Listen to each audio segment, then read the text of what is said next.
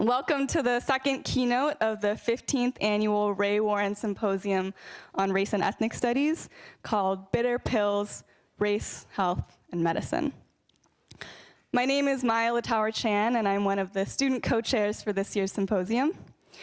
Over the course of these days, we are exploring the racialized dimensions of health and medicine in institutions, communities, and individual experiences. We are examining topics such as mental health, reproductive justice, environmental racism, and disparities in diagnosis and treatment. This symposium aims to expose structural inequalities and painful histories, while also underscoring the transformative ways in which communities of color have developed strategies of healing justice as a form of resistance. So before I introduce our incredible speakers, I would like to give a few housekeeping remarks. First, please silence your cell phone, but feel free to live tweet during the presentation using our hashtag RWSympLC. You can find more information about our social media in the program, which you can pick up at the table outside. Be sure to follow along. We are recording tonight's presentation, and we're going to post the video to the symposium website in the coming weeks, but other recordings of the talk are not authorized. There will be a time for questions and discussion after the presentation. Please raise your hand and wait for either me or Angelica to come to you with a microphone. Even if you think your voice is loud enough for this room, please use a microphone, both for accessibility reasons and also for our recording. We do have some books for sale outside of the council chamber, and you can also purchase symposium-related books in the bookstore for the duration of the symposium.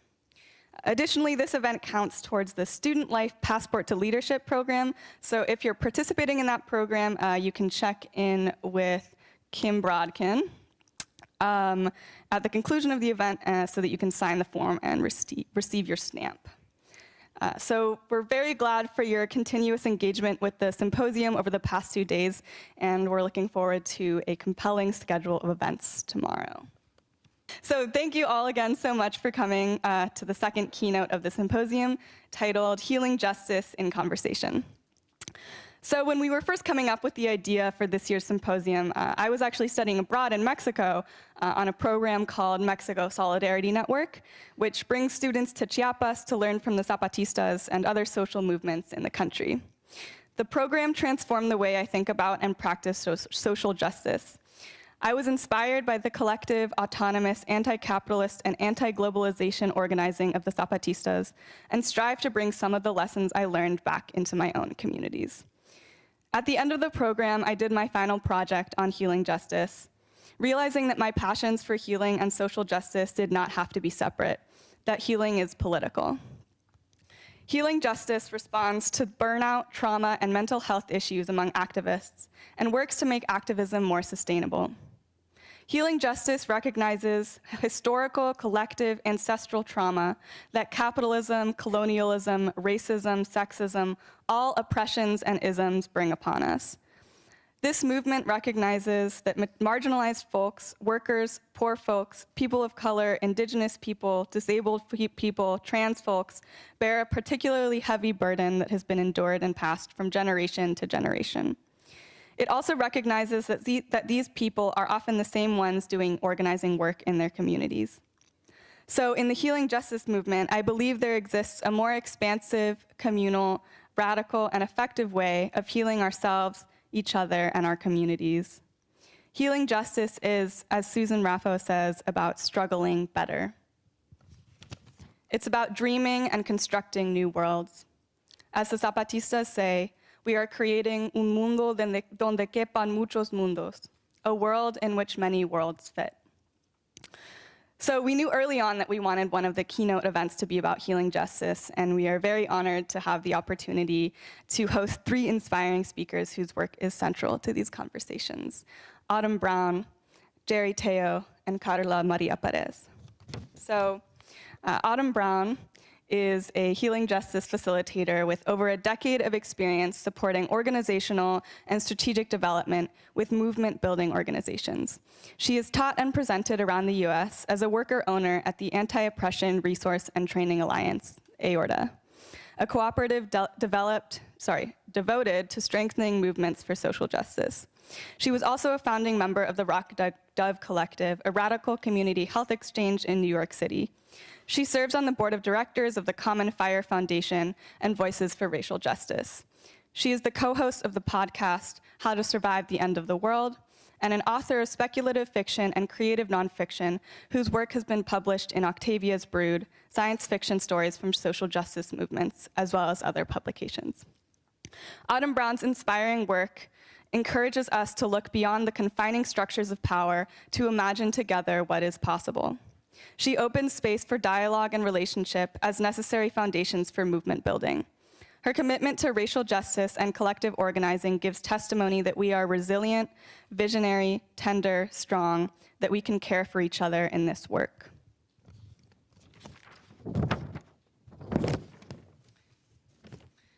Jerry Tello is internationally recognized in transformational healing, racial justice, and community peace and mobilization.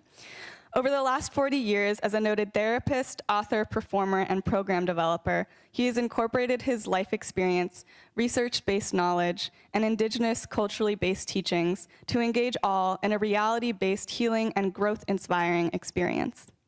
He is co-founder of the National Compadres Network and currently serves as director of training and capacity building.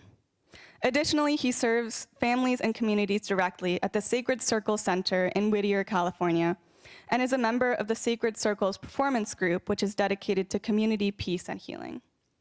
Jerry Tello's deep engagement with cultural and transformational healing honors Indigenous, Chicano, and Latino practices. His focus on intergenerational dialogue and community care creates pathways for empowerment and equity. A riveting storyteller, he brings people together through sharing his embodied experiences, paying homage to all those who came before him and those yet to come. As he himself says, within the collective dignity, love, and respect of all people exists the wisdom and resources for a beautiful, harmonious tomorrow.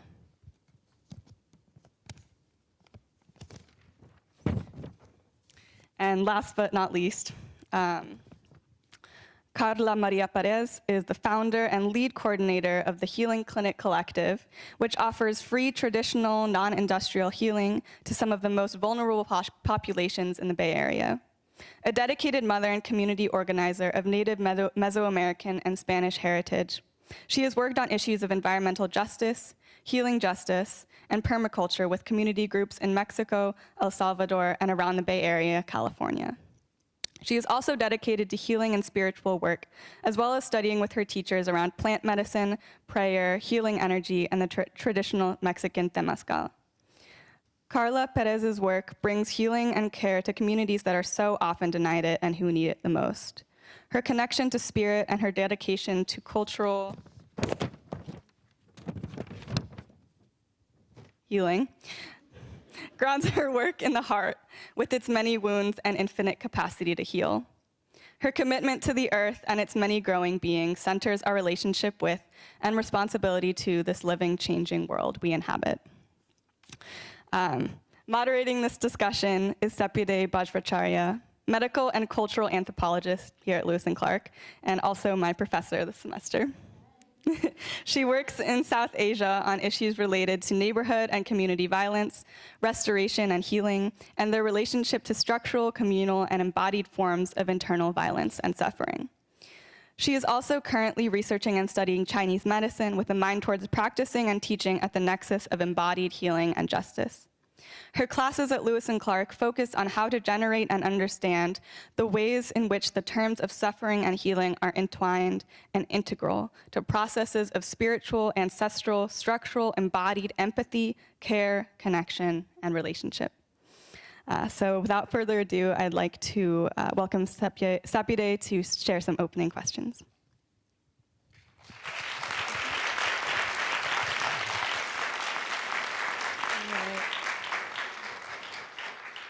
Thank you, Maya. Can you guys hear me out there? Okay, good. It's so nice to see all of you here. A lot of familiar faces and a lot of unfamiliar faces. I also want to thank everybody who's here with us today as well. It's quite an honor and a privilege, a great honor and a great privilege to be here with you. So thank you for being here. Same. I want to, that's great. I was like, I recognize that voice. I want to open up with healing justice, and I'm not actually going to define what it is, whether it's a movement or a concept or a practice. And I want to sort of ask you what your relationship to healing justice is.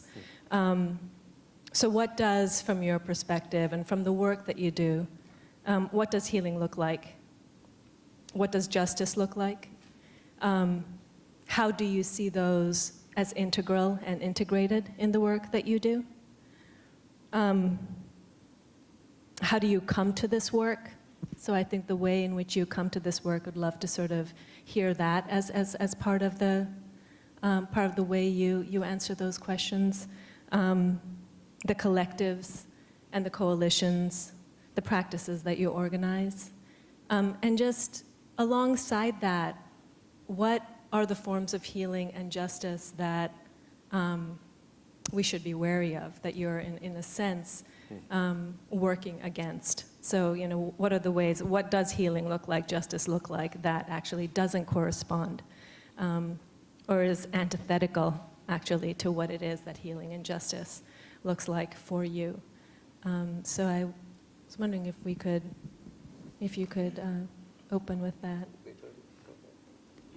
You think I should go first because of my hood? Because you got the big hoodie.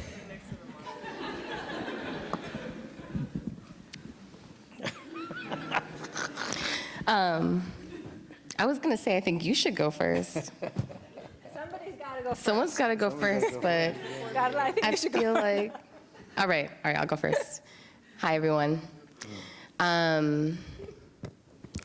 So I was saying, I think, before we came in here, we had dinner with the students who helped organize this event, who are so amazing.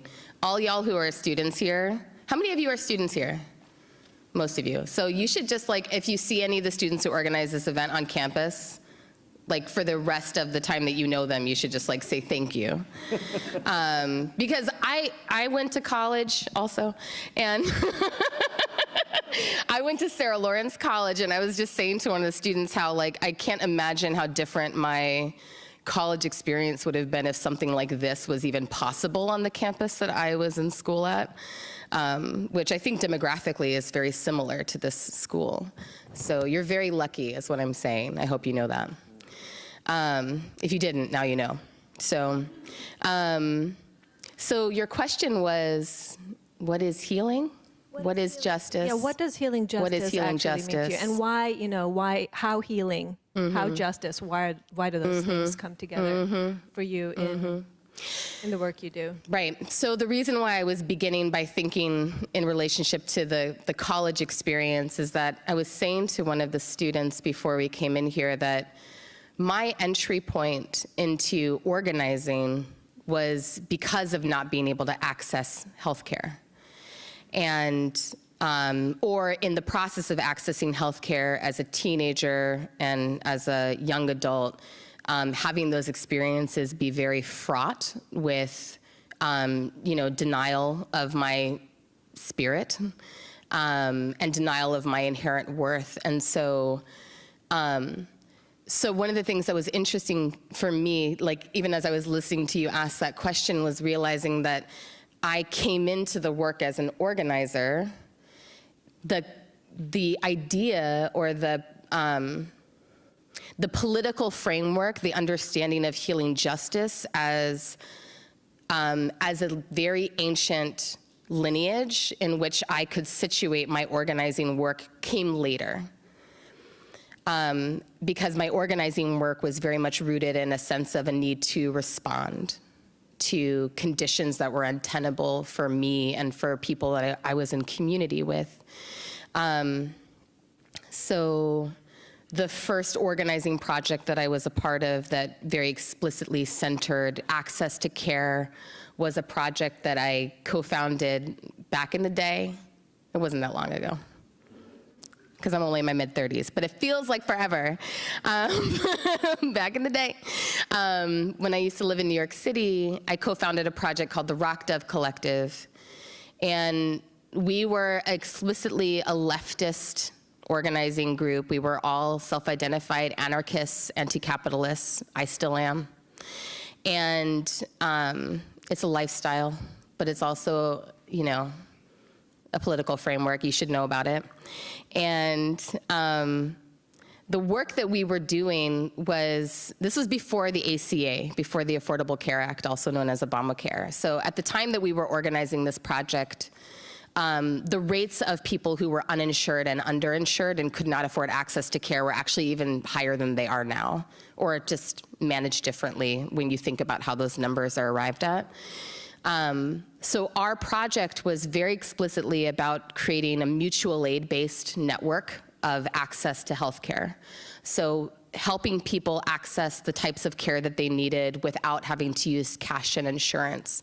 So if you've ever heard of a time bank, you know, where you trade your time for someone else's time, basically applying that same concept to accessing healthcare.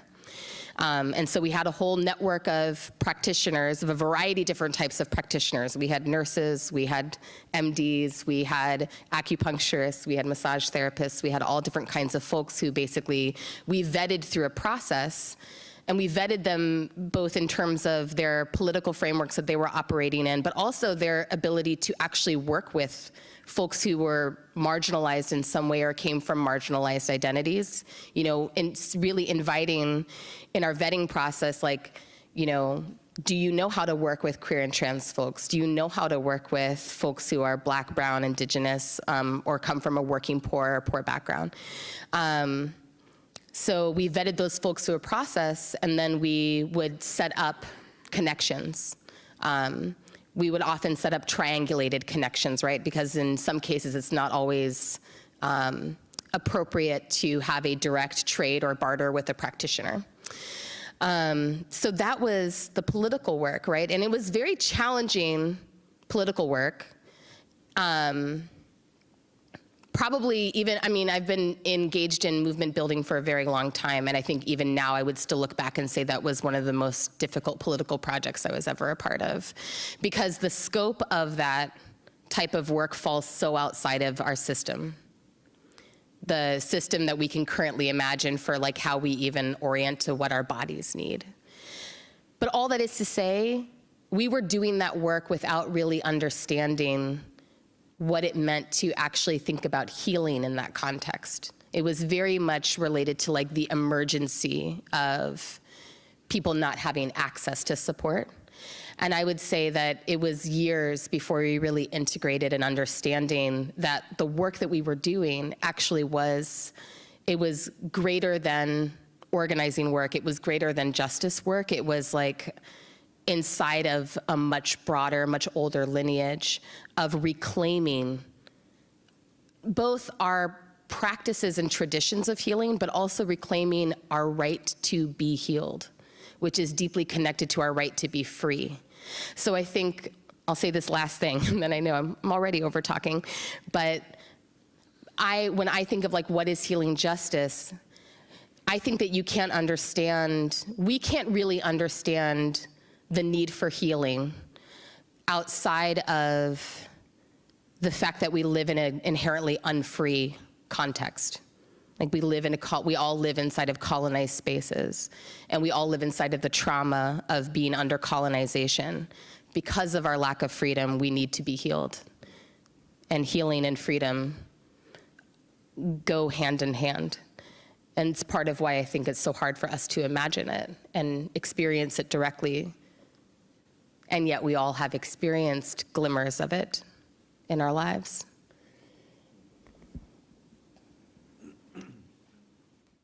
Well, thank you for that. Good evening, everybody. Yeah, buenas tardes. Evening. I want to begin just by thanking Creator. Just giving thanks to my ancestors. I'll give thanks to your ancestors too. Because whether you recognize it or not, you know, there's been a lot of struggle that has come through generations. I could see it. My lineage, comes from Mexico, from Texas. I'm indigenous as well, but I grew up in Compton. So even though I'm indigenous, I'm straight out of Compton, and growing up in that neighborhood, a black-brown neighborhood, remember growing up in a family in which, I was blessed. I was really blessed to grow up with grandmas. I had two grandmas that I grew up with, not at the same time. You don't put two grandmas together. No. They're holy, but they got their space things. They got, they say, my enchiladas are better. Yes, Grandma. Yeah, I'm your favorite. Yeah, Grandma, But the one that spent the most time with us, that lived with us the most, was my mom's mom, and little grandma. And I thought she was crazy. Because she woke up at 4 o'clock every morning. And I said, Grandma, why you got to get up so early? You got to go to work and got to go to school. Why you got to get up so early, I get up, go to the bathroom, she's up. I'm like, dang, why you got to shoot? I want to sleep, But every morning at 4 o'clock in the morning, she'd get up. And I think why? Because we had a noisy house. We were just noisy in my house. It was just crazy noisy, a lot of kids, always a baby crying. I had a loud talking dad. I just talked loud. Hey, man, get over here. What's your name? My friends come. He said, your dad mad? I said, that's why he talks all the time, dude. My dad was just loud. He was just loud, just like that all the time, And a trip of a social worker would come into my house. We better send him to anger management. This is development inappropriate for these kids. No.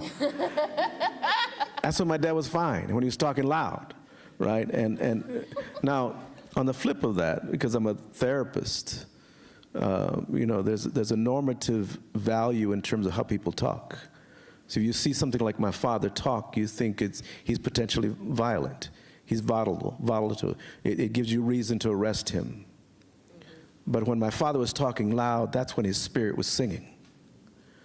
And so loud house, And so I guess my grandma got up at 4 o'clock is the only quiet time in my house. But what I didn't understand is from her indigenous point of view, from her lineage, and is that was a sacred time at 4 o'clock in the morning. Some of you may get woken up at 3 or 4 in the morning, and you think, "Damn, why am I getting woken up? I want to sleep." Well, there's a in my tradition, between like 2 and 4 in the morning, that's when Grandmother Moon and Grandfather Sun they embrace. Grandmother Moon gives that energy to Grandfather Sun. Masculine, feminine energy comes together and creation happens. It's a sacred time in which generations open up and the wisdom of ancestors can come through. So if you get woken up, maybe rather than complaining, maybe listen. So my grandma would get up at 4 o'clock in the morning to listen. And she'd go in that crowded house we lived, and in one of the walls, there's a hole in the wall. In that hole in the wall, my grandma had her candles and her saints and all her sacreds. A little pillow on the ground, and she'd go kneel on that ground. Right there, every morning, 4 o'clock in the morning. And you could almost tell how many problems we had in the family because the more problems we had, the longer she stayed right there, right?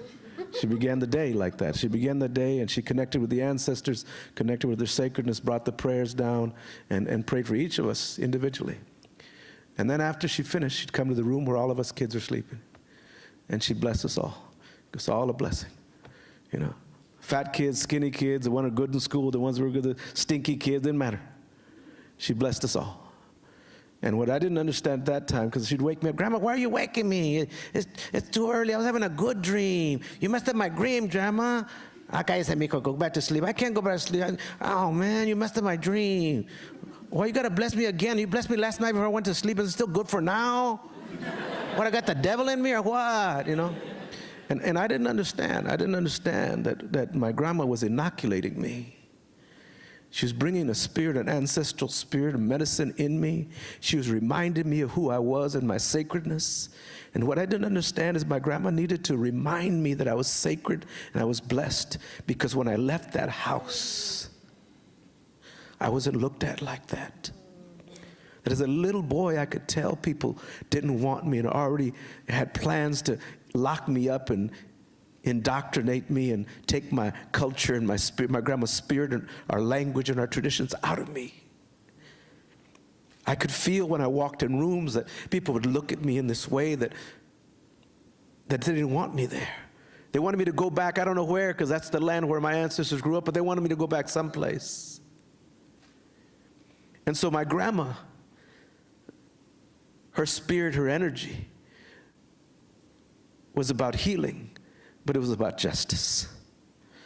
that she knew that she needed to inoculate me and put her spirit in me. And I saw that difficulty in my father, that loud talking man that I thought was about 6'2", he was only about 5'5", but to me he was 6'2", with that loud voice and with a look he'd make us shake. But I was confused because at 5, when I'd walk to the store with my father or walk with him to pay a bill, that loud talking, bold man would change. And he'd go from that big, loud talking voice to, excuse me, sir, the Spence, I'm sorry. Can we have something here? Be quiet, behave. Excuse me, I'm sorry. And my father would shrink. And I'd see my father's spirit shrink, and as a little boy, I'm saying, Daddy, why do you have to shrink?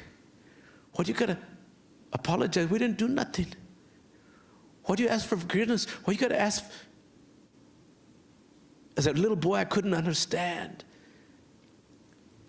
that why my father had to shrink, why he had to make his spirit smaller.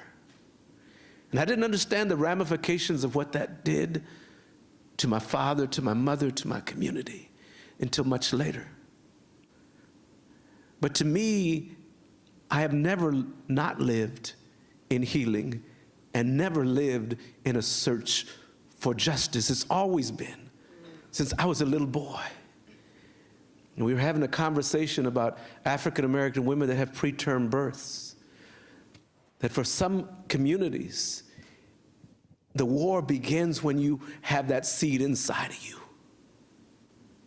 And that women that don't feel that they're worthy wonder if delivering this baby, am I worthy to have this baby? And what's gonna happen to my little boy? What's gonna happen to my little girl if I bring him into this world? So without calling it healing justice, many times our mothers that carry us here and give us their drum and give us their breath and give us their blood already are doing healing justice right here. And it's a revolutionary thing to be able to have a child and bring into this world. And I know that because I'm a father and a grandfather now. And I still have that legacy because when I would go to school, I was wondering, who's gonna be there when I get back? Because immigration would come and take people. Cops would take people. So as a little boy going to school, I was nervous because is my daddy gonna be there? Is my mama gonna be there?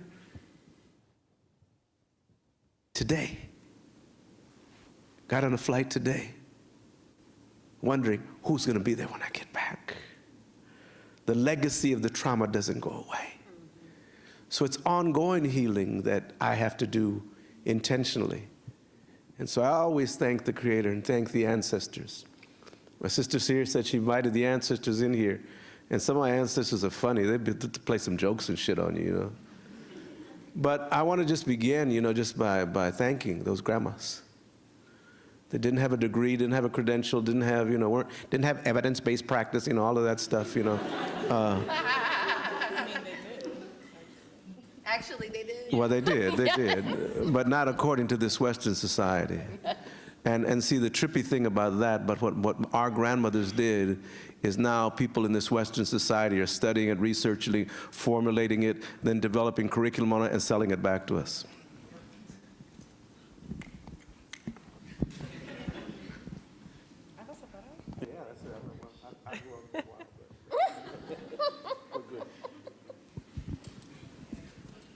Buenas tardes.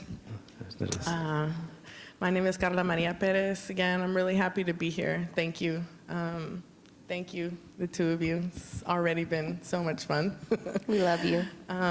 We love each other now, so it's good. This has been healing already.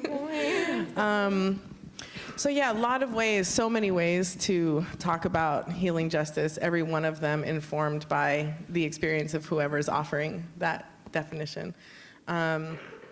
I think about healing justice as the freedom and access to loving, dignified, culturally relevant forms of holistic healing, centering people who carry generational trauma as well as experience systemic oppression in their life, their current life.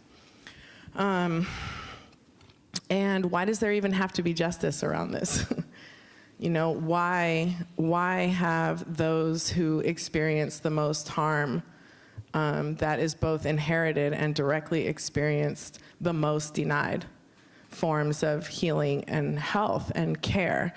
You know, both kinds, both the kind that's not truly healing and the kind that is truly healing. I'm interested in the kind that is truly healing. I definitely support integrated medicine is the term that's used today, you know, integrating, combining natural, traditional, ancestral. The way I talk about it is non-industrial, non-pharmaceutical forms of healing and wellness, and also biomedical practices, because the truth is that is the world we're in. And I'm not saying we should all give in to industrialism. That is not what I'm saying. What I'm saying is that industrial illness will require a industrial remedy to a degree. You know, just like when our ancestors were infected with, you know, diseases from the European continent, and our medicine people here couldn't, right? There's an incompatibility. Industrial forms of illness are fabricated in laboratories. And so then, like, we have to engage that as part of the, you know, addressing that. But I'm really interested in why people don't access holistic, culturally relevant, ancestral forms of healing. Why they're denied access and who they're denied by. You know, what are the ways that people are denied that? Well, there's a whole set of reasons that have to do with systemic oppression. And it's on the fence, you know. So natural and traditional healing practitioners are not part of like insurance schemes, right? You don't find like the curandera from Mexico that's doing limpias with plantas and copal and all that on the Kaiser form. Do we want that? I'm not actually sure, okay, but it's not there. Because it's not there, and because these healers have to live just like the rest of us, they have to pay rent, they gotta pay their phones, they got it, right? They have to make money, and they're not subsidized by the system. They're not even recognized or legitimized by the system, much less subsidized. Then, you know, they have to charge full price, fair price, for their time and their energy, their medicine and their work. So there's all those kinds of reasons, you know.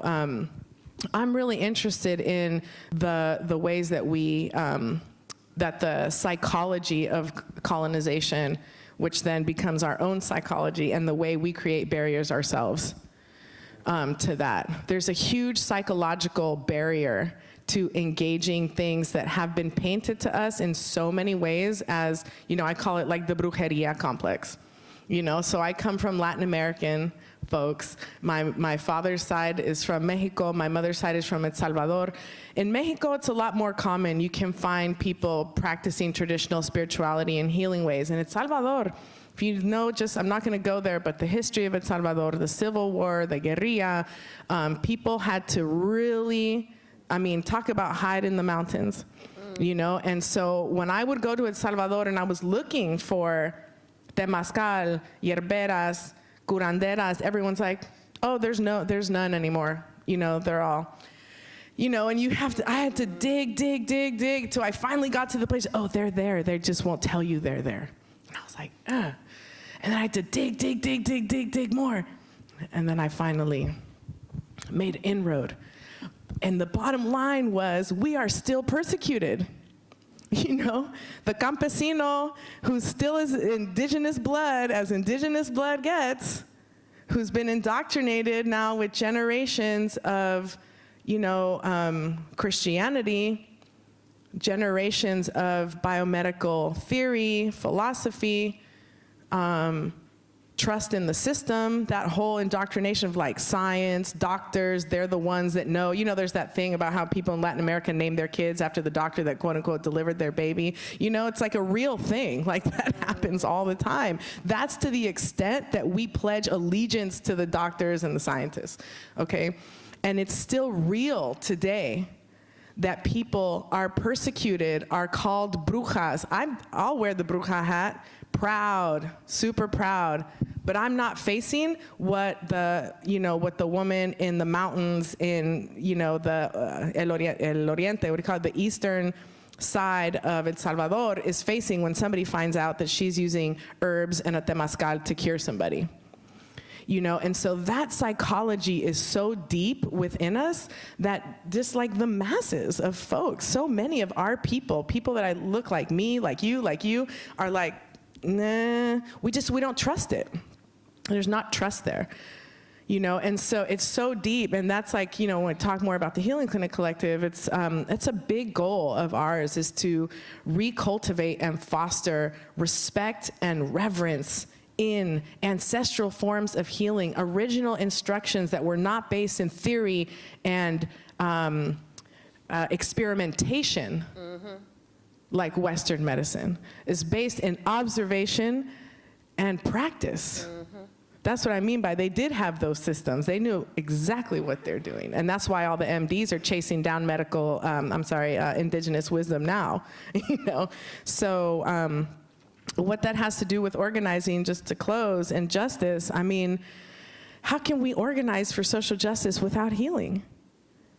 For 10 years, I was an environmental justice organizer, and I worked with families, mostly mothers, mostly single mothers, mostly Black and immigrant mothers, that lived on the fence line of huge polluting industries, mostly oil refineries and power plants, toxic waste dumps, things like that, in Richmond and Contra Costa, California. So for me, even, as who, won't go into it, but who I am and what I bring into the world, and then to sit down with mother after mother after mother, organizing her to come to a hearing and talk about her kid who can't breathe at night, so that these fools behind the desk making decisions might consider lowering what's allowable for a refinery to emit from a smokestack from 500,000 tons or 500 tons of hydrocarbons a year to 250 tons. Okay. In that process, I hear about the death, the disease, my husband and what's happening to him at the plant, my kid who can't breathe, the food stamps ran out, they won't let me review, 2 people got shot down the street. The amount of vicarious crisis and trauma that organizers on the front lines absorb in doing that work alone, we all needed healing in that space. So for me as an organizer, I felt like a wounded warrior in the end, who was just like, I had the strength, I had enough privilege and access and ability to self-care to like literally handle it. That didn't mean I didn't go home like sobbing in my car hella nights. I needed healing from that. They needed healing. How do we engage justice? If there's been anything unjust, there's been harm. Yes. So after harm, we need healing. And we have been remiss as a movement. There's lots of reasons why. We threw the baby out with the bathwater, quite frankly. And as like radical revolutionary thinkers, wanting to reject the state being married to the religious institution, we threw religion out and we went ahead and threw spirituality out too. To the extent that spirituality is central in ancestral and traditional and holistic forms of healing. Energy, spirit, energy. So that's what I think about that. Thank you. Thank you. Thank you all. I want to, all of you. I want to sort of ask you about the communities that you work with, and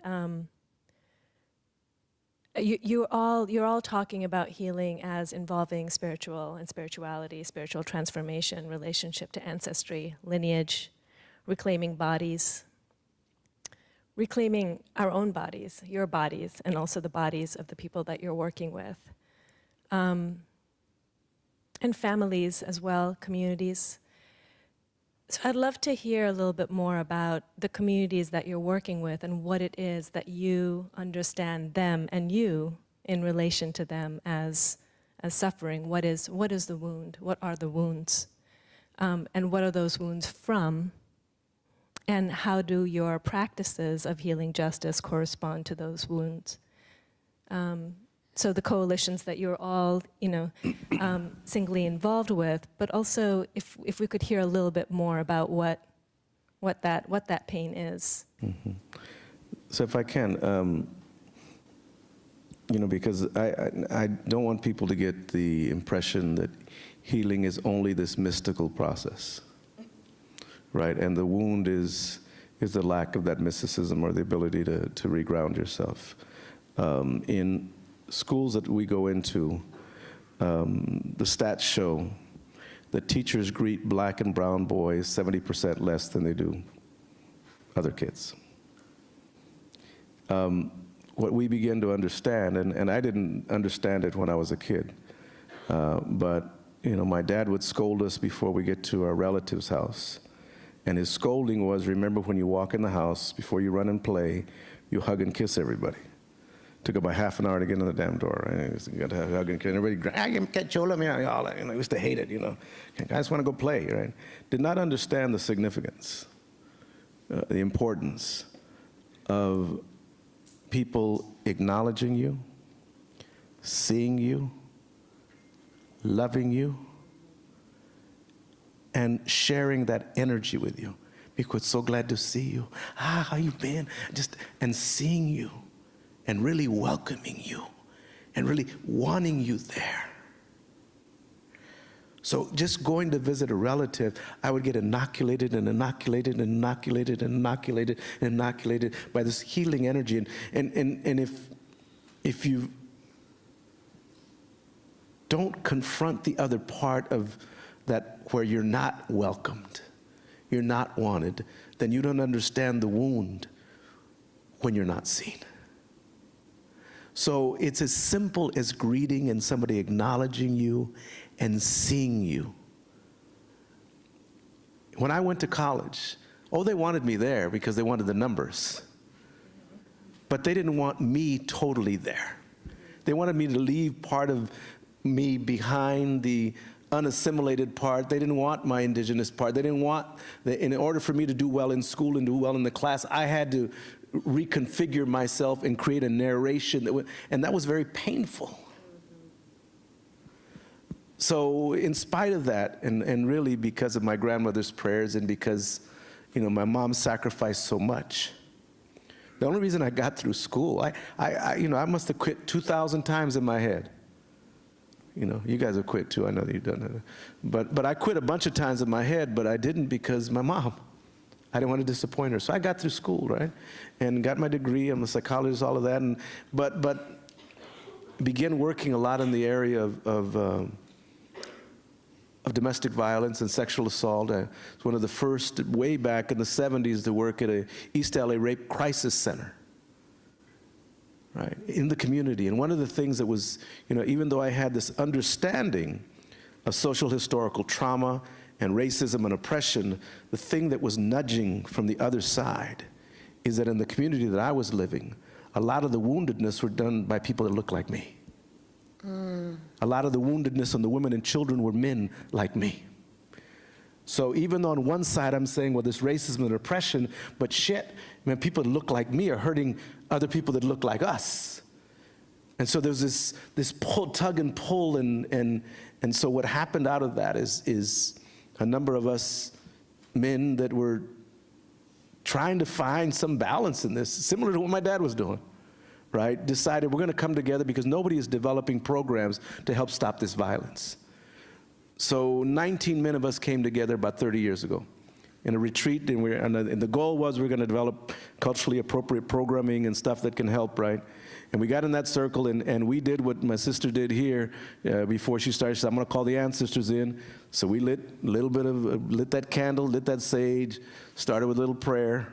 Say, ancestors, help guide us. Well, you got to be careful when you do that, because they may guide you in a place where you're not ready to go. And we went around and we acknowledged everybody, and the first brother shared who he was and his intention. The second one, who was a lawyer, very well-known lawyer, began sharing and saying, I'm here for my people, but what's really bothering me right now is that I don't know how to love my wife, that I can't relate to my kids because of what I went through as a kid. And because what I saw my dad through my mom went through, in order to survive, at 5, I had to close my heart. And when I went to school, they made me close it more, and I don't know how to love anymore. And he began to cry. And when he began to cry, I was like, oh shit, what's going on here? Because I want you to see other men cry. I mean, professional, and what the hell? I said, you know. But when he went there, it opened us all up. We went around that circle, and by the time we got around the circle, all us professionally, supposedly successful men realized we were all jacked up. That even though we were professional, had degrees and credentials, we were all jacked up. The rest of the 3 days, we began talking about our wounds. And when we realized that the most revolutionary thing we could do as men is to first heal ourselves. We had to reclaim the sacredness of who we were, because all what we had is a lot of the oppressive ways, a lot of the colonized ways, a lot of the patriarchal ways that we thought were part of our culture that had been sold to us, and we were acting out. And so we decided that day that before we did anything, we had to heal ourselves. That we had to work on our own healing, that we had some apologizing to do, that we had to take accountability, because we can blame the history and the system, but shit, if we're doing it, we got to take responsibility for that. As men, across men, but also the next thing is that we had to pass these traditions and begin healing work so that the next generation would have less pain and know their sacredness. So we see little boys and tell them, you are sacred, Miko. We see kids that are locked up and fronting up all back, you are sacred. And they've never heard that before. But if you only think you're wounded, if you're only trauma-informed, right? This is going on now, everybody's got to be trauma-informed. Shit, I've been trauma-informed my whole life. I knew about my damn trauma. Nobody wanted to hear it. It's interesting how the system always, wants to think they know. We have a word for that. Yeah. But what I'm saying is the work that we have done has been trying to recover, trying to uncover, trying to discover the sacredness of who we are, and then take responsibility. Before all the movements about all this, we were doing it, but because people didn't see us, they didn't give any acknowledgement to that. The work we do really is about that sacredness. And you can call it social justice, healing justice, and I've been doing this a lot of years. And, I have to do my own healing all the time, did my prayers this morning, did them on the way here, because I didn't want, anything to come out of me that was gonna be out of just anger, just out of hate. I share this with you, not out of hate for anybody. I shared out of love for my people, but for all people, But I have a difficulty because my mom would tell me, respeta a la gente, mijo, respect people, don't make people uncomfortable. Don't say things that make people uncomfortable. But my dad says, God damn it, tell the truth. And sometimes those two things clash, So I'm in between those two right now, trying to figure out, and hopefully I didn't make you too uncomfortable. But you know what? What I've learned is you got to get uncomfortable. If you want to do healing justice work, it's about being uncomfortable. Sometimes you can't be in the place that makes you feel totally okay.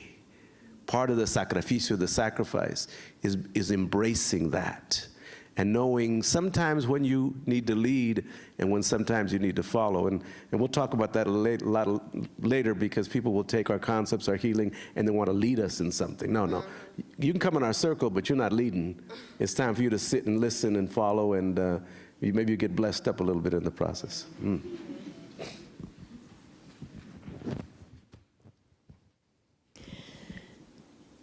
Oh, Jerry.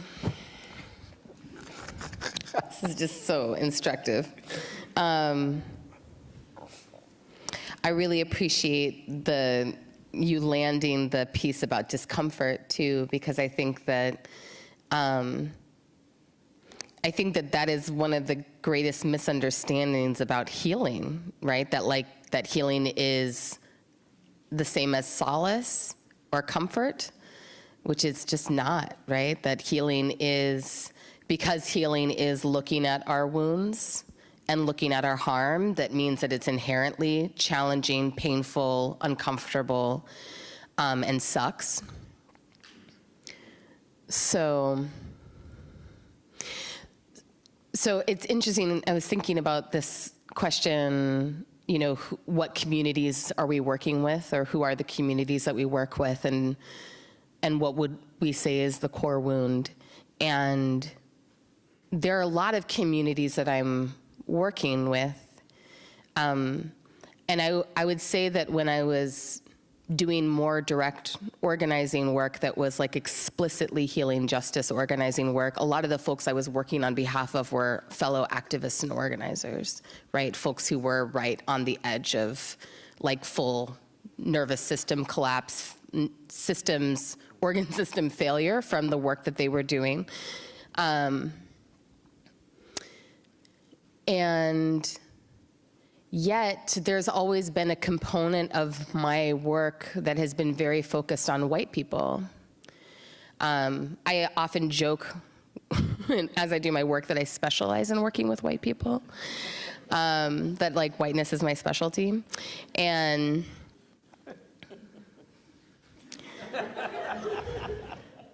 so you're welcome. So I bring that up in this, like, I think it's important to bring that up in this space, because this is we are in a white space right now, right? Like this is, and it's really interesting to be in a white space.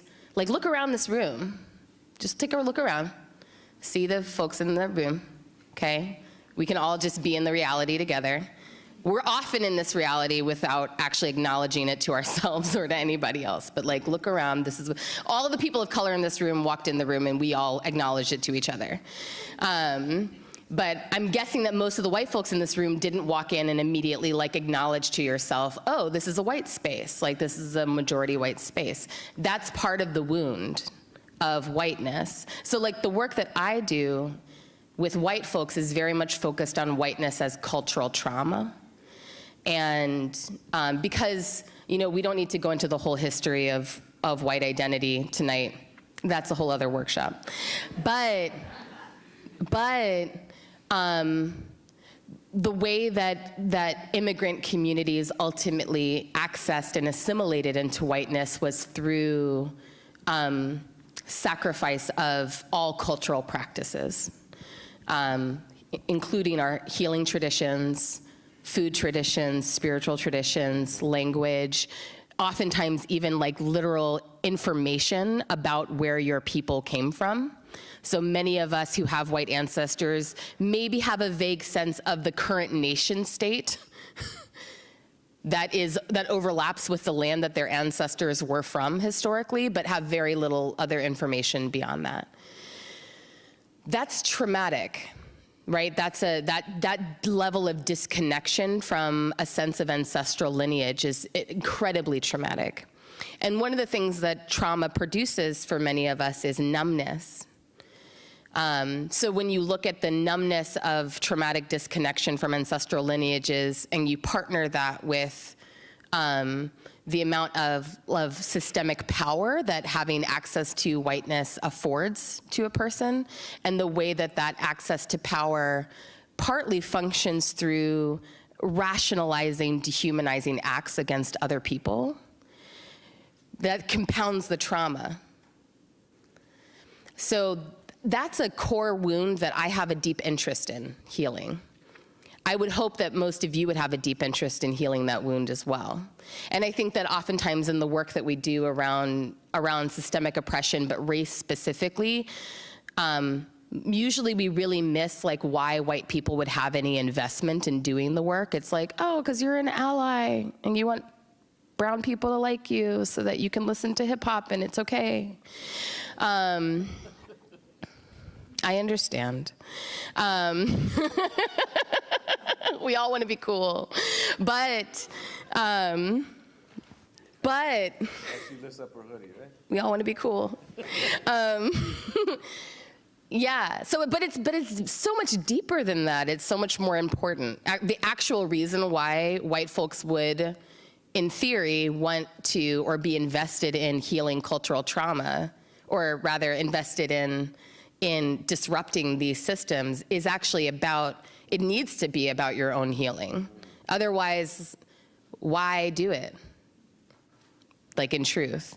But as soon as we can look at whiteness through the lens of that, the way that it rationalizes dehumanizing acts against other people, and the ways that it maintains, like, white folks maintain a sense of numbness to it, and occasionally disrupted by, you know, viral videos of violence by the police, or occasionally disrupted by, like, noticing something.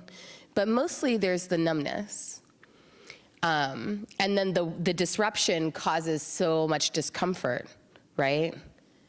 There's a connection between the discomfort you experience when racism is pointed out to you and the discomfort that's produced by healing, right? Oh, shit, yes. It's not the same, but there's a relationship between the discomfort that we refer to as white fragility. Part of that fragility, everyone has a type of fragility that works like that.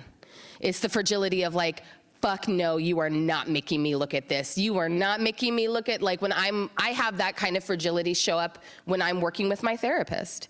Ooh, I can't look at this one. Not the one from when I was 6 years old. Nope, my system's not ready for that one yet, right?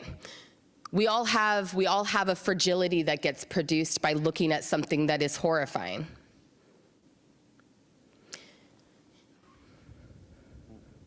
So, and healing, like, one of my greatest learnings about my own healing work and the healing work that I've done with others is that in order to heal, we actually have to consent. You know, healing is a consensual process. You can't force anyone to heal. So if I want to be healed from the wounds that I carry, I actually have to actively desire to be in that process. And I think it's the same with any kind of wound, any kind of cultural trauma. So, like, the cultural trauma of white folks requires white folks to actually realize, understand, and consent and desire to be in healing work related to their cultural trauma. And I think that is oftentimes the biggest barrier. So that's just one of the communities that I'm working in and with. And actually, that's a point that's shifting for me, because I've been working now with white folks for so many years and I'm kind of burned out on it. So I'm actually looking to really, like, shift my practice with white folks to a group of white folks who can then carry that practice forward, so that I can, like, move on with my life and just write science fiction, basically. My happy place. Still on the same question. Wow, this is so nonlinear. I love it. Yeah, it is. Yay. I just say whatever you want to say right now. Forget it. I know. Take us where, no matter the questions. So many. If I could go on 3 streams at once, that would do it. But I've got one mouth. So. Or do you? Do I? Okay, I'm gonna start with the question, give my brain some structure, and then I'll let it flow from there. So I heard 2 questions, actually. I heard, who do we work with? You asked a lot of questions, actually, at one time. I just want to say. It's like, the question is. I think you need some moderator. The question is, and then it was like 10 questions. I was like, wait, what was the first one? She needs some moderator healing. I think some moderator healing is This is your professor? Okay. Okay. Y'all are very lucky. Yes, extremely, because her thinking is complex in the best way. So we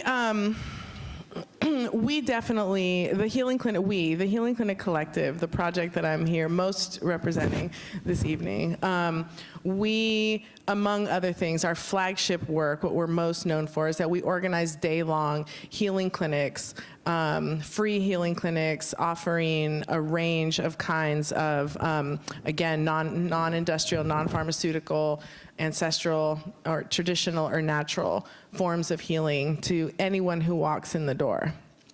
So I'm going to come back to that and to the whiteness. Anyone who walks in the door. Not to whiteness, but as it relates to white people, people of European descent who engage in this work. Who we focus on is who I've talked about. I think I mentioned already. It's like who I've named earlier that I think healing justice does and should center. You know, it's people who carry the combination of generational trauma from the colonization project, from slavery, from genocide, from persecution, from systemic abuse, and neglect. Also, I mean, I just thought about your thing about the 70% less, neglect can be just as hard as getting your ass whooped. So that, and then who also experience systemic oppression in their life, right? So who are most of those people? Most of those are black and brown people.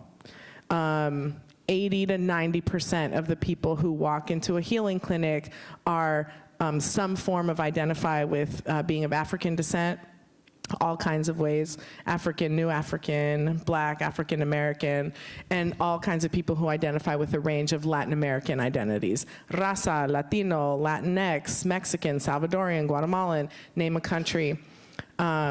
Some, Chicano indigenous, some very small number of Arab and Asian, and then like a small number of white folks. But race aside, I automatically went to race. That's interesting, just because of the conversation. But who we're actually looking to serve are people whom otherwise would not have the opportunity to receive this care and who need it the most. So for us, that is, yes, a majority working class black and brown people, mostly women identified people, but is who comes.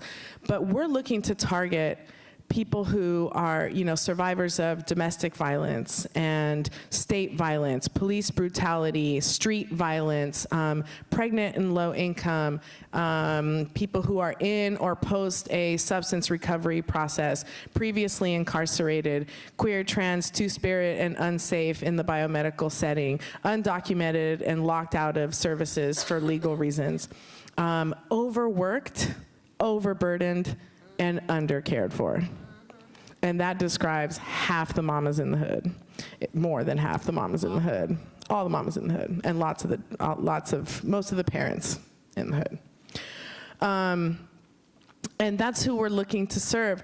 We have a policy, our own policy, okay? We don't organize, and this is, again, part of the organizing. One of our goals, we were talking about this at dinner, is about, one of the biggest goals that I have and that the Healing Clinic Collective has is to share a model.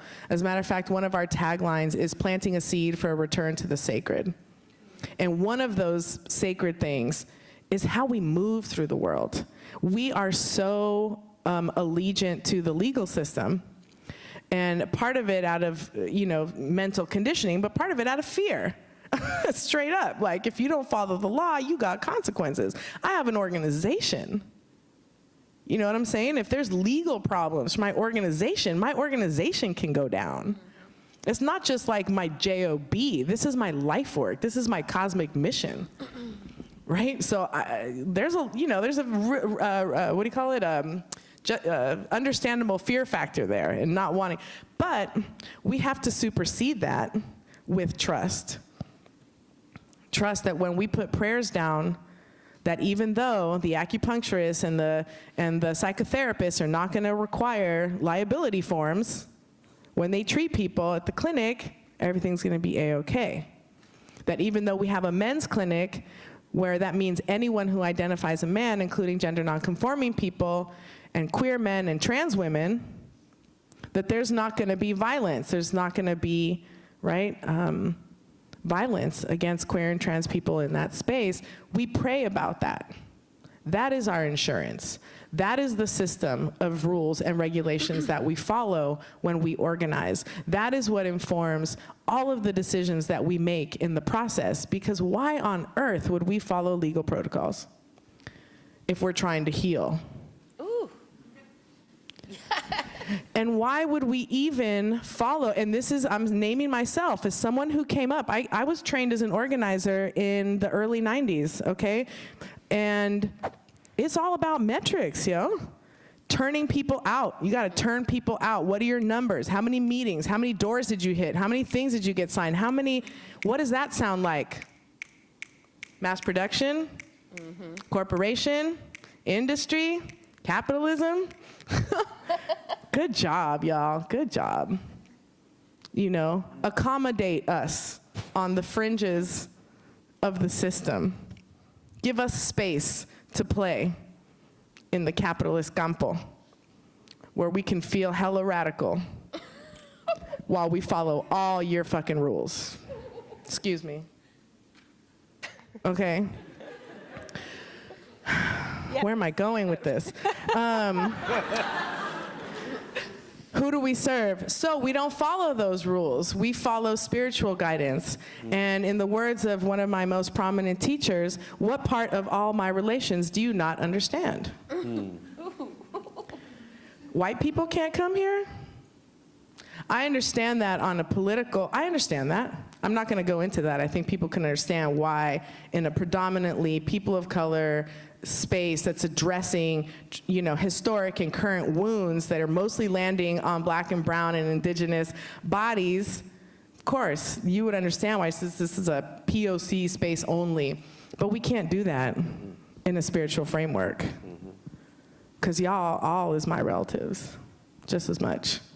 You know, I'm not saying that race, even though it's a construct, isn't also a reality, because we make it one. Is healing justice a movement? I don't know, do we make it one? It's like everything is what we make of it, right? So we have made race real, because we play it out. We just picked up the lines and started reading the script of that story, and we're like still doing it. But we can't do that, because then we're not transcending, you know? So we serve anyone who comes in the door, because we trust. We put a call out every single time. Que los que necesitan la sanación lleguen. Whoever needs that healing, may they come. I don't know why this middle-class white lady walked in here today. I have no idea. But is what I know the bounds of what's real? No, hell no. So I'm like, okay, we put a call out. This person came. I don't need to know why. I'm gonna just trust that that was the right thing. So we serve anyone who comes in the door, but we very much target our outreach. Can I mention Por something favor. just related to that? Because, and I really feel that as well. I think that you know, when, if you would come to my house, my mom or my grandma would indirectly school you about what you could do and what you couldn't do, just with a look. And if you didn't follow that, you ain't coming to my house no more, right? You're welcome. My grandma, you know, in the neighborhood in Compton, she would, at lunchtime, pues, ¿quién quiere comer, right? And my best friend Tyrone raised his hand like that. I don't know where he learned Spanish from, but he raised his hand, pues pásale, mijo, and called him son, and he walked in. There was no ESL classes, he walked in, right? Because Tyrone respected my grandma and respected her ways and followed those ways. One of the things, you know, that is part of participating in healing and ceremonies is, I mean, she would have kicked him out if Tyrone would have said, okay, I got it now, I'm gonna cook the food. No. And what happens a lot of times, because there's a woundedness about as soon as you learn, now you can teach, and now you can guide, and now you got it, and now you conquered it, and now you can control it. And so one of the things in that is that there's ceremonial practices and ways, and you can participate, but you sit right there. You don't sit in this seat, you sit right there. And that's part of the healing. Part of the healing is you're welcome to participate. But don't come in there participating thinking, how do I sit in that seat? No, worry about your healing. And many times people come in Not just white people. A lot of people come in and say, I want to learn how to be a shaman, right? So they go online and take a course online and get their drum and their feathers and all that stuff and think they can do some healing shit, And Raise your hand. Stop. So I just wanted to mention that because the work that my sister does here and all the people there, there's a lot of responsibility to saying everyone is welcome in this space, because as soon as they offer that prayer, they're responsible for everybody in that room.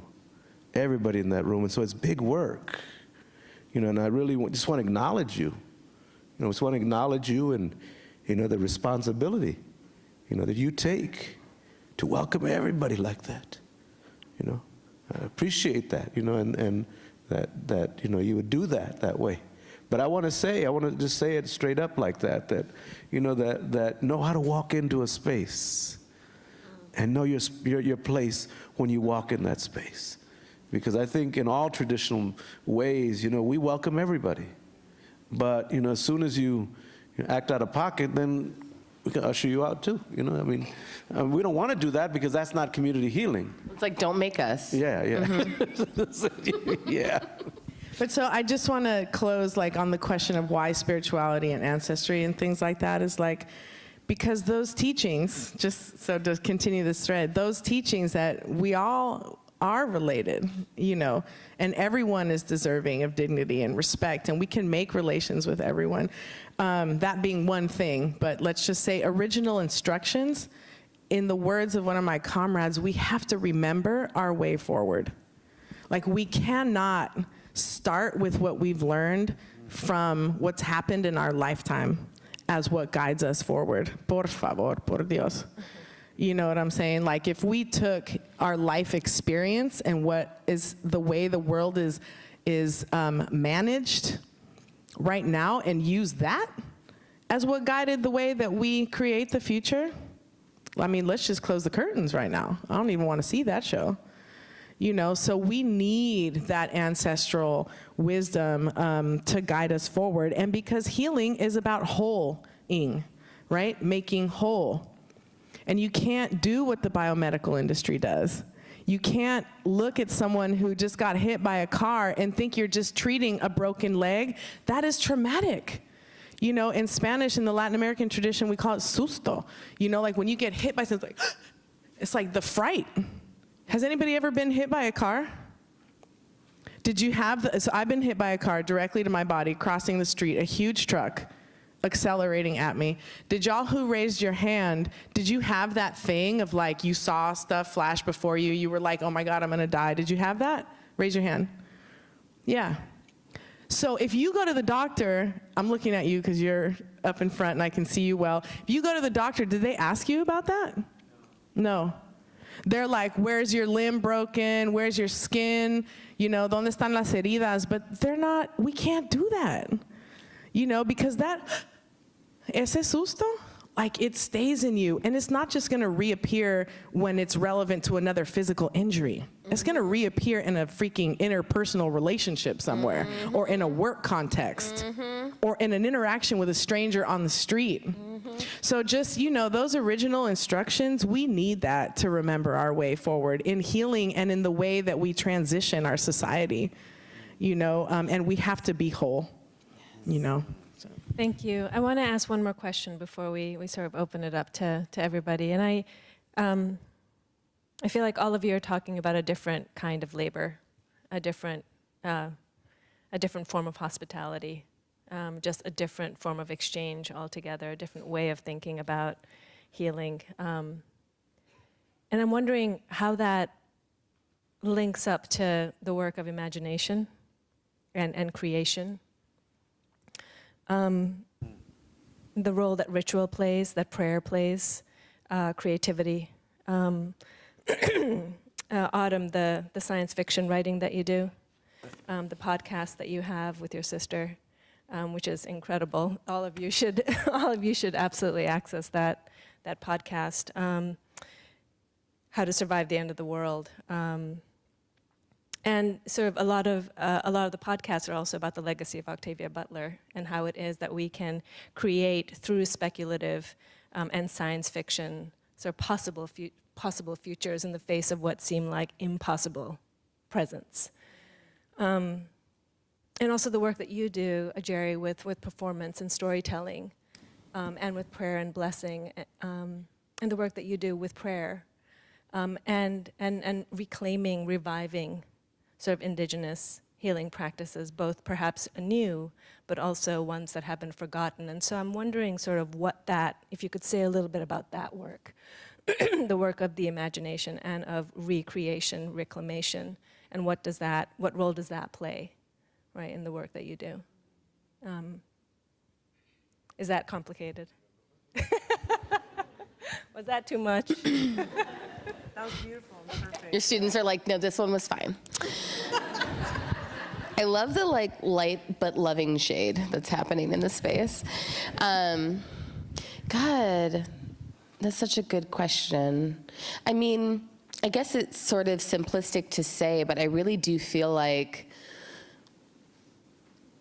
in order to heal, we have to be able to imagine a reality that has not yet come. And I know for myself, and I would imagine it's been true for both of you in your lives, that sometimes when you're in the depth of grief related to harm, it really does feel like it's the only reality. I think about this, I had a really horrifying loss experience in 2014. I lost my fourth baby when I was 5 months pregnant. And I remember like the first 2 weeks after that loss, feeling like I was in this like liminal space. Because like he was gone, but I was still here, but I also didn't feel like I was here. I felt like it didn't matter. That was the part that was strangest about it, is that like it really felt like it did not matter if I was alive or not. And there were a few things that helped like tether me back to like here. And like one of those things was like my older children who were living, you know, like every time they would touch me, I felt like something was like tugging me back into the world. But I also really feel like my journey, like I'm sure many of you in this room have experienced like really significant losses, and you know that like there's this like fog that surrounds you for a little while, and then like someday the fog clears, and you're like, oh, it's like I can see again. Oh, like I can feel with my body again. I didn't even realize I couldn't feel anything. And I really feel like the pathway for me, there came a point where I had to be able to imagine that there was like another way to feel. But it didn't seem believable to me, especially in the earliest stages of my grief. Like it did not feel believable to me that like I would ever feel differently than the way that I felt.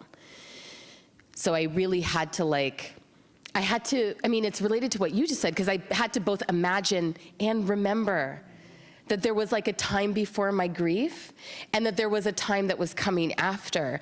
And like, talk about nonlinearity, like that is exactly it. Like that's the way in which healing is absolutely like a nonlinear thing, because it requires us to both remember and imagine in like a sort of continuous cycle.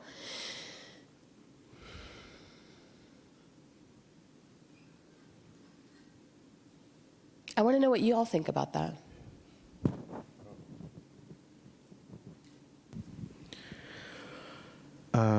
I just want to thank you for taking us there.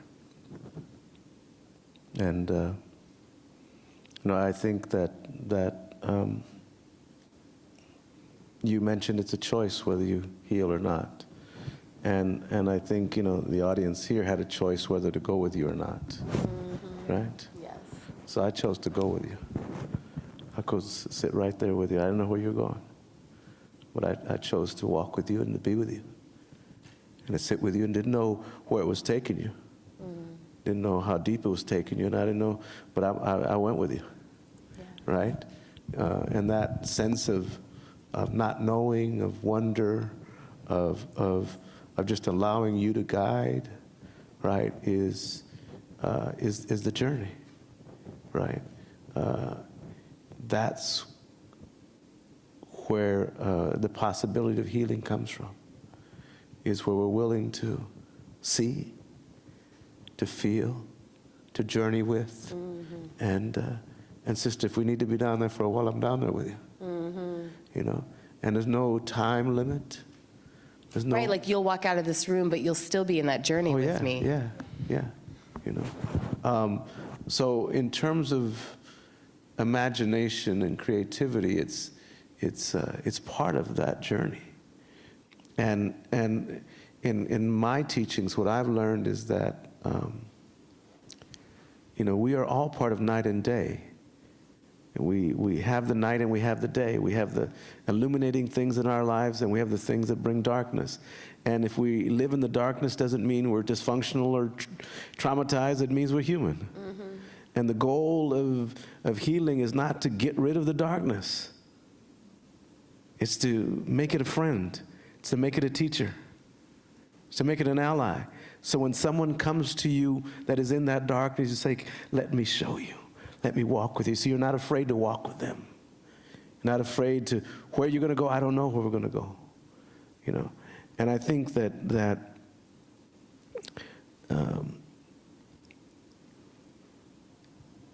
the reason for having the multidimensional people in your circles. So before, when I would speak, people say, you remind me of my dad, and now they say, you remind me of my grandpa, right? I'm getting a little more gray hair, and you know, that way. But one of the things about this healing is it's important to have elders around, for nothing else than they've been through many journeys. And they can sometimes just hold you and hold space. You know, so, you know, and it's not because we're any wise or anything like that, but, you know, sometimes you sit there because shit, it's hard to get up. You know, but nobody knows. They think you're being sacred, and that's cool, you know. And because sometimes I can't get up, I just got to pray. You know, I just got to pray. And so I get good at praying because that's what I do when I sit. You know, I used to see my grandma, I used to see Miss Mosley, and I thought she was asleep. No, she wasn't asleep, she was praying. You know, because as soon as we did some shit wrong, she'd been on our ass. I mean, you know, so you know, so it is about that imagination and that creativity. That's what this Western world calls it. But it's really about, in our indigenous, my language, we call it floricanto, flower and song. We call it about allowing things to sing. So you asked about performance and even the words that we use that create pictures, and that if I were to then create a rhythm based on the way that I am speaking to you, and begin, hey, hey, you, hey, hey, hey, hey, hey,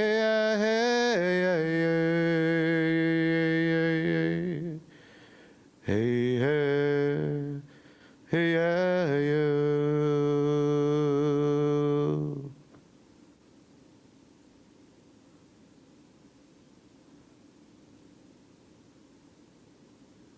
So we bring a different reality when we change the rhythm, and we bring the tonality of ancestors and even the silence there for a moment.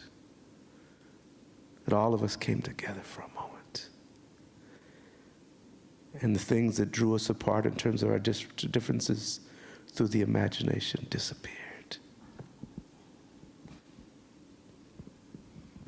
Boom. Why I always gotta go after you? That's the teaching. Ay, ay, ay. Well, when we met, you said, they've been telling us to get together for a long time. Well, here it is. It's true, it's true. I want to say thank you to Autumn for sharing that. And I empathize, although not completely, but yeah, thanks for sharing that for the sake of growth and learning. And letting us go with you. Yeah, thank you for saying everything you said, too.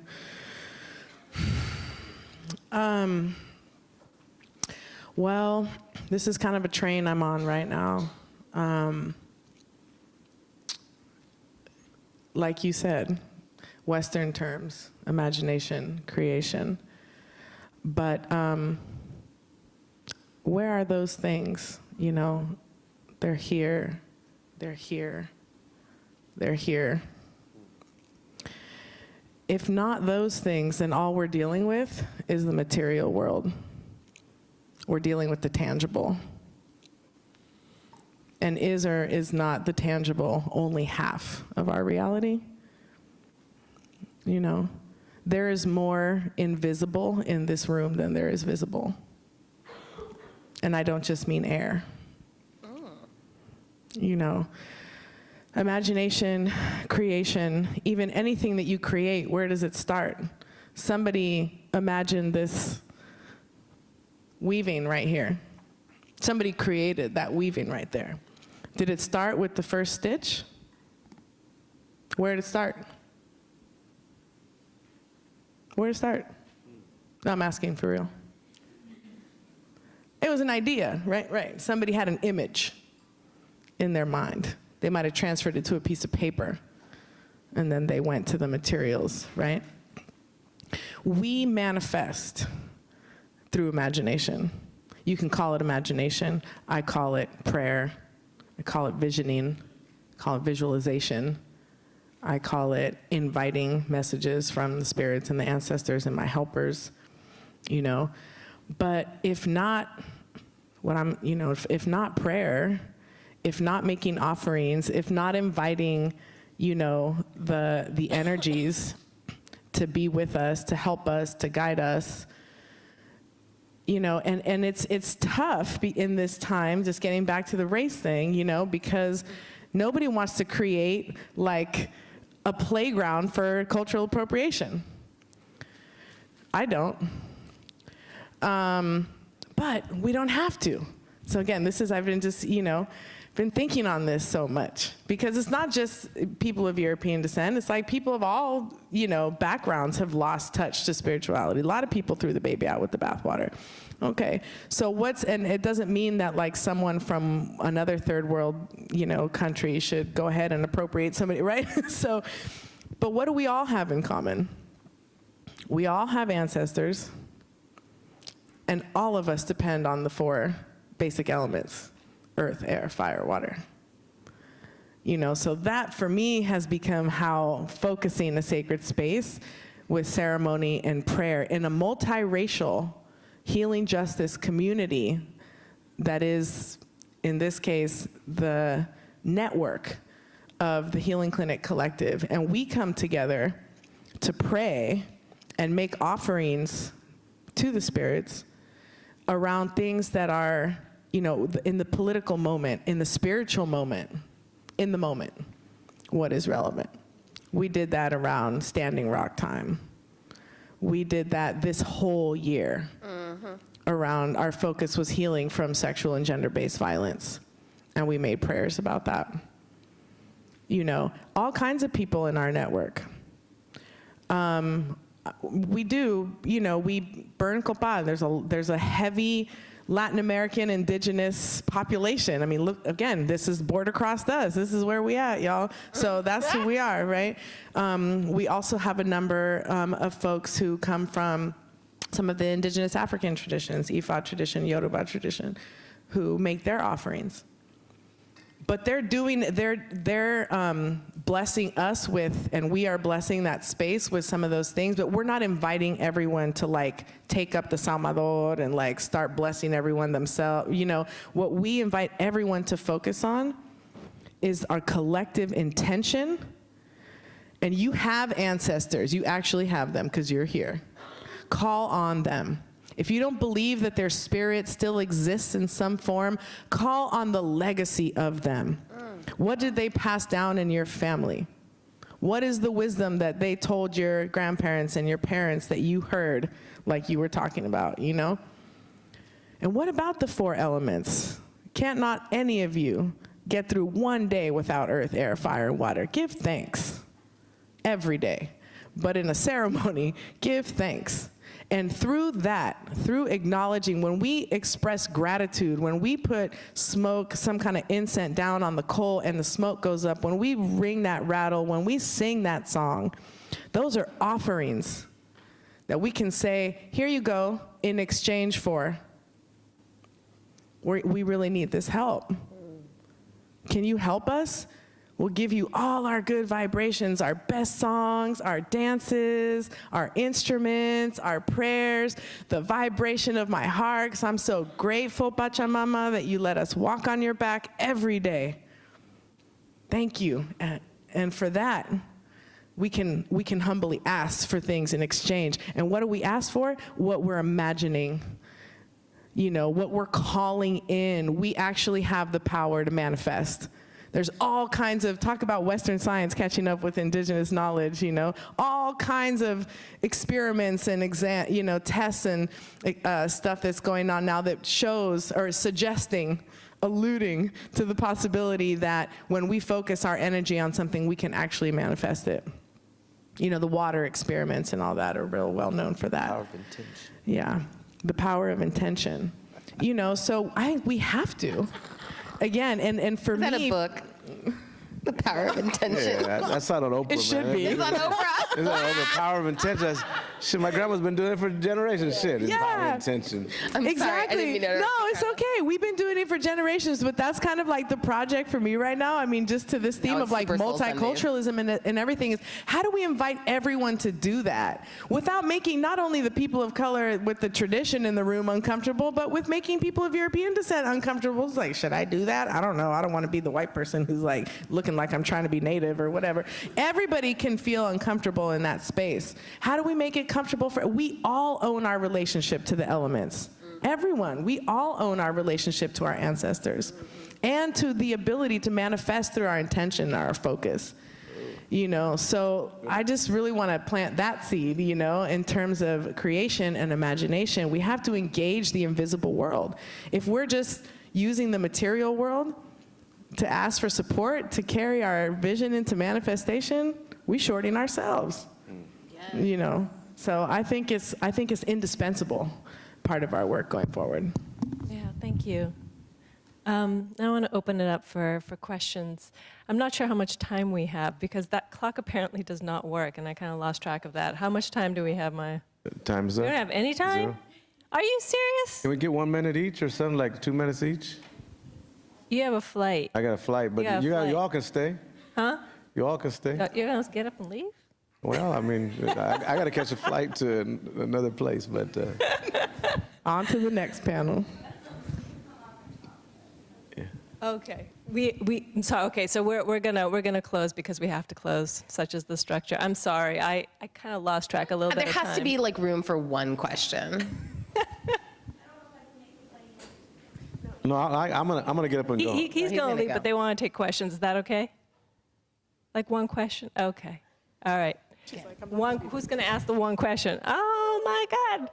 Who's gonna ask the one question? I saw his hand. Maya, can you? I don't want to be the one to pick the hand. I like that we just organized your space. We're like, we're gonna make this happen anyway. Okay, so everyone who wants a question, raise your hand. Okay. Mr. Adidas. Thank you so much. I'll be brief. Thank you all so much. I felt like in many moments that through the energy that you brought in here, in the sacredness, that I journeyed to my ancestors, to your ancestors. But the question I had in mind, that when someone comes to you and you make him feel that sacredness, that worthiness that he has lost out there, perhaps in this brutal world, and you create that energy for him to feel special, to feel sacred, to feel worthy, to feel important. How do you make that from just a drop while he's with you, a strand of thought, to something that becomes a continuous thought for him? What external support does he require? What else does he require so that he doesn't just feel that sacredness and worthiness while he's with you, but also while he lives his life outside of your place? Thank you. So, if I can, because I'm going to leave in about 5 minutes. When you step in our circle, You know, I mean, and again, guys, this goes back to what I learned in my own house in Compton. There was sacredness in Compton, right? But once you step in our house, if you were to come in our circle, we would greet you. You know, I wouldn't see you just as a person. I'd see you as my relative. I'd see you as my nephew. You know, and whether you never show up again, I'd keep praying for you. But I tell you that. I tell you, you can be in my prayers. You know, and I want you to know that. And you have ability to access that. Just close your eyes, get the vision of that feeling, and you can access that again. But you're always welcome here. You're always welcome to come back in this circle. Because in traditional ways, you know, healing really is about connectedness. Trauma is about disconnectedness. So that sense of being connected that way, but it's also then giving you a path to learn your traditions and to heal from your traditions. So that some, you know, I mean, some people had woundedness because of not having good relationship with their father or their mother. I can't be your father, but I can be your uncle, right? And you may see some of the images of what you didn't know about your father in me or in other men or women that are there, you know. And through that you begin, and you talked about storytelling, you can then begin reclaiming your story, because now different elements of it come together, you know. But truly it starts with the birth of a child, you know, that journey, you know. I mean, people that know me know that I'm, you know, really believe in a lot of indigenous and even my language, I use a lot of multicultural, you know. And so my kids are named, you know, René Amalia and Alejandro and you know, Sochin. I mean, they're just named, you know, these names. And so then I had a grandson that was, you know, a year ago, right? And my oldest son, you know, who's been raised in these traditions, these ways, you know, he comes and he you know, presents a grandson, you know, and he names him a very indigenous name. My grandson's name is Grayson. I said, what the hell? Grayson? What the hell? And so I go meet Grayson in the second day, and this güerito, this white little boy, you know, and because his mom is Irish-German, and I meet this little boy, but I know the tradition. And I know the tradition. I know what you're supposed to do, know what our ancestors did. And so they gave him to me, and I got my grandson, and I held him up, and I said, Mijo, thank you ancestors for sending us this blessing. Thank you for giving him to us. And I held him in front of me, and I said, Mijo, welcome home. I'm your tata, I'm your grandpa. And I say before the Creator and all the ancestors that I'm gonna walk with you. I'm gonna teach you. I'm gonna do everything that I need, that I can do. And I will never abandon you. I will love you just the way you are. And that little boy then looked at me with these beautiful blue eyes, and he farted. And he's saying, puro pedo, Grandpa, yeah, show me, right? I don't believe you yet. It's only the first time I met you. And so my goal is every day convincing him that what I said there. But see, when someone comes into your circle, and it happens to be my grandson, big teaching for me. I know my indigenous, my Tapilan, Coahuitecan, Mexica ways. I can teach him that. I don't know his Irish-German part. I have work to do, because I have to teach that boy to love all of himself. That's my work. What is your work, right? So when you come in the circle, I have work, but you have work too, right? How do we create that work collectively so we move closer to humanity and closer to that sense of healing and connectedness, right? And I apologize because I got to go catch a plane because I got to go do some other work in New Orleans. But muchas gracias.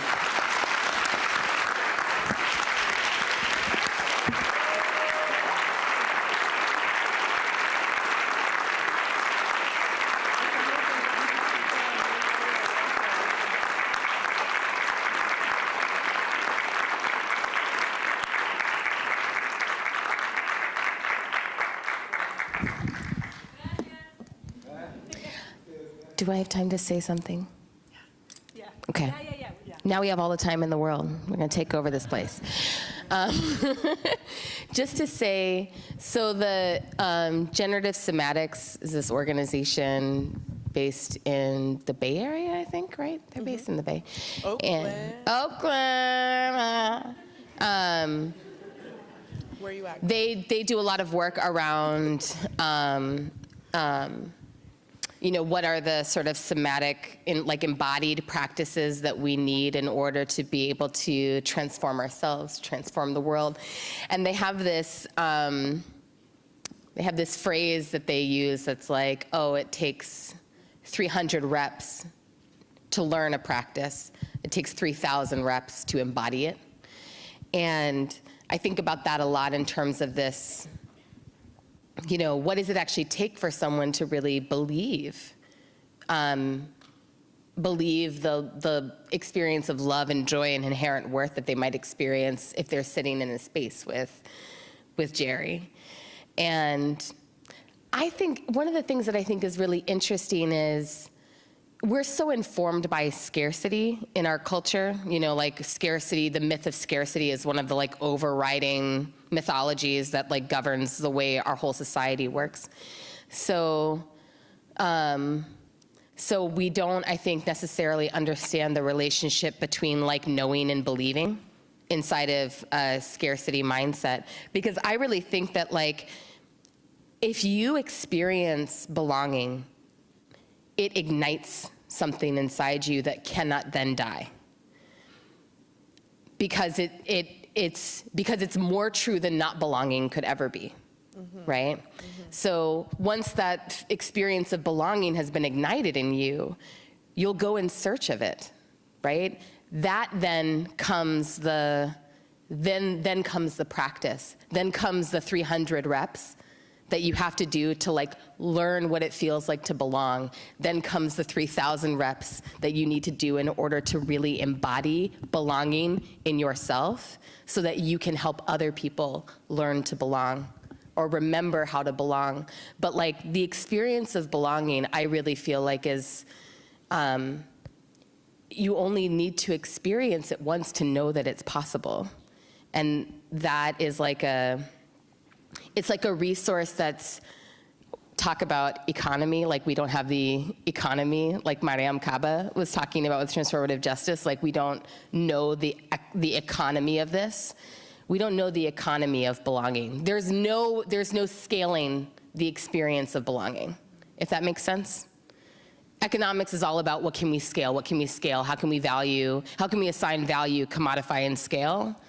But belonging is not that. So it can't happen in that framework. Cool, thank you. So I'm going to be a little more nuts and bolty about it because it's a question that comes up a lot because we, in clinics and events that we have, that's actually, it's a literal question. It's a question about our work. It's well, how much healing can you actually do in one session? People come in, they see, and a lot of healing happens. And one of the formats that we use a community format. So it's all happens in one open hall. So again, we're doing everything. What does the biomedical industry do? We're doing it the opposite. So no one goes into an individual room with white lights and closes the door and it's just, We're all in imagine a space like this. Practitioners set up their stations around the perimeter of the room, depending on needing semi-privacy. Some people have standing dividers in between them, or maybe one between them and the middle of the hall, so that vicarious healing can take place. So what I'm getting at is that you can see what's happening to people. You can see people break down. You can see people cross the threshold, and you can see people emerge in a whole new shape, to use somatic words, right? Somatic terminology. So healing does happen there, but you're right. Just walking out into the street, you could be immediately re-traumatized, depending on what happens. So people ask us that a lot. So I'm really happy you asked that question. So number one, we do believe that direct healing has an impact. Number two, healing, if you talk to anyone who identifies as a healer, and I'm glad one of y'all was mentioning the weekend healer thing where you take a course and it's you're a healer. It's the limitations of language. So I would refer to myself as a healer. People refer to themselves as healers, but then when you get into the conversation, I'm not healing you. I am facilitating a process for your inner healer to work on you. Okay, so that's really what's happening. So all of the folks in our network have that orientation. People who are grounded in ancestral understandings and knowledge have that framework. Know that I am not healing you. I am providing an opportunity, applying techniques. There is technique, there is skill for sure, including being able to create that space and facilitate that process. But your inner healer is the one that is doing the healing. So it is a goal of ours, and even like massage therapy is one of the examples I like to use. It's like when a massage therapist is working on someone, it's not just like, oh, you have pain, I'm trying to relieve pain. You have trauma energy that is lodged in this part of your body, and we're gonna help release that trauma. Totally different. What is the intention? Again, if that is the intention, that will happen. And communication, unlike what always happens in an institutional setting, a professional setting, practitioners communicate with the people they're working with. What I'm gonna do is this, very consent-based, right? What I'm gonna do is this. Now I need you to consent, meaning I need you to try. If you came here, you want to heal, open up. Mm-hmm. Let it go.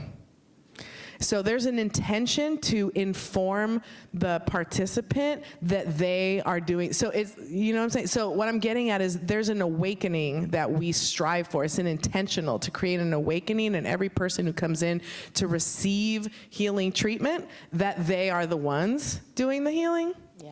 So we hope that they leave with that knowledge, and since they're with themselves every day from then on, that they know they have that power. And then, again, more mechanically, we create pathways for people to stay connected to the practitioners. We have a Healing Justice Fund so that if people need follow-up care but can't afford it, the Healing Clinic Collective will compensate the healer so they can work with that person a few more times.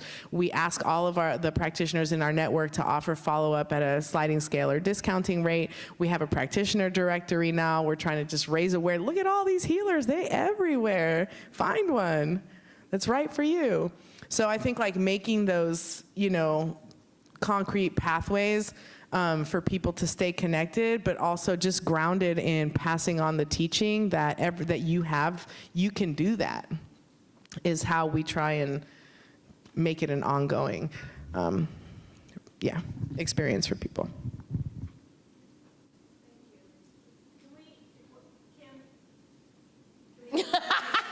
Kim's like, no. Okay. All right, so if we have... We love you. Can you perhaps come and can they speak to up here up front? I have to go to the bathroom first, but then you can come talk to me. Hi, corazón.